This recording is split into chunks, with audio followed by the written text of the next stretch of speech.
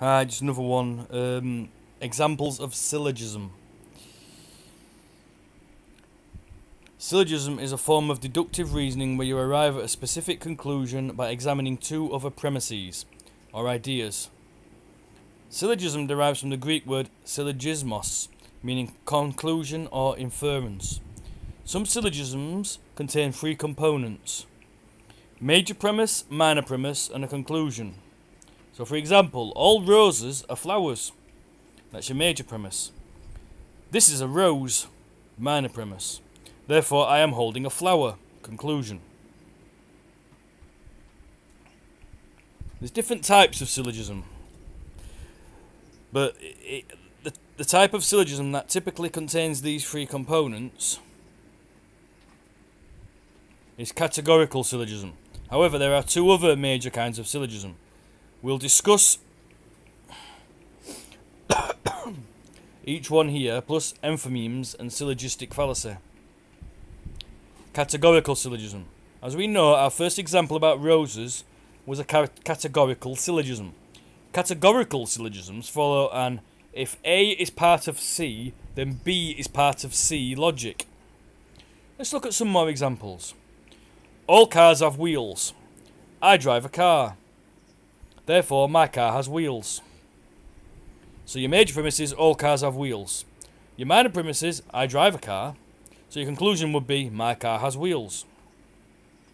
All insects frighten me. That is an insect. Therefore I am frightened. Major premise, all insects frighten me. Minor premise, that is an insect. Conclusion, I am frightened. There's a conditional syllogism.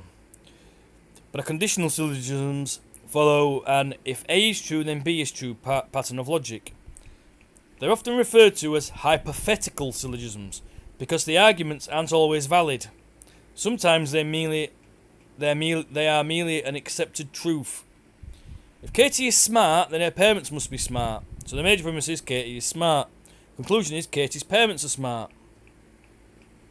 If Richard likes Germany, then he must drive an Audi. So the major premise is Richard likes Germany. The conclusion is he must like all things German, including their cars. There's a disjunctive syllogism. The disjunctive syllogisms follow a since A is true, B must be false premise. They don't state if a major or minor premise is correct, but it's understood that one of them is correct. Major premise: this cake is either red velvet or chocolate. The minor premise is it's not chocolate, so the conclusion must be this cake is red velvet. Major premise: on the TV show Outlander, Claire's husband is either dead or alive. Minor premise is he's not alive, so the conclusion, Claire's husband is dead. Enthymeme. An enthymeme is not one of the major types of syllogism, but is what's known as a rhetorical syllogism. They are often used in persuasive speeches and arguments. Generally, the speaker will omit a major or minor premise, assuming it's already accepted by the audience. He couldn't have stolen the jewellery, I know him. So the major premise is he couldn't have stolen the jewellery. The minor premise is I know his character. Her new purse can't be ugly. It's a Louis Vuitton. Is it Vuitton? I don't know. I don't follow fashion. Major premise: her new accessory can't be ugly. The minor premise: it's made by famous designer Louis Vuitton. Vuitton, isn't it?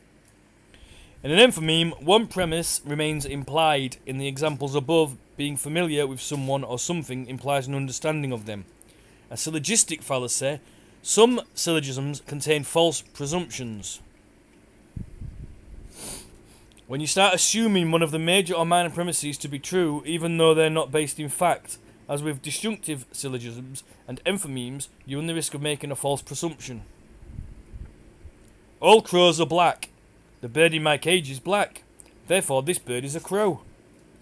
Major premise: all crows are black. Minor premise: the bird in my cage is black, so the conclusion is this bird is a crow. The scenery in Ireland is beautiful. I'm in Ireland. Therefore, the scenery must be beautiful. Major premise: the scenery in Ireland is beautiful. The minor premise: I'm in Ireland. So the conclusion is the scenery is beautiful. Of course, not every blackbird is a crow, and not all of Ireland is beautiful. When preparing a speech or writing a paper, we must always make sure we're not making any sweeping generalizations that will cause people to make false presumptions. The rules of syllogism. There are 6 known rules of syllogism. However, they mainly apply to categorical syllogism, since that is the only category that requires 3 components: major premise, minor premise, conclusion. Here are the 6 rules that will ensure you're making a strong and accurate argument. Rule 1. There must be 3 terms: the major premise, the minor premise, and the conclusion. No more, no less. Rule 2. The minor premise must be distributed in at least one other premise. Rule 3. Any terms distributed in the conclusion must be distributed in the relevant premise. Rule 4. Do not use 2 negative premises. Rule 5. If one of the 2 premises are negative, the conclusion must be negative. Rule 6. From 2 universal premises, no conclusion may be drawn. And then we're going to go on to this in the next video. Further examples of syllogisms in literature and other stuff. Thank you.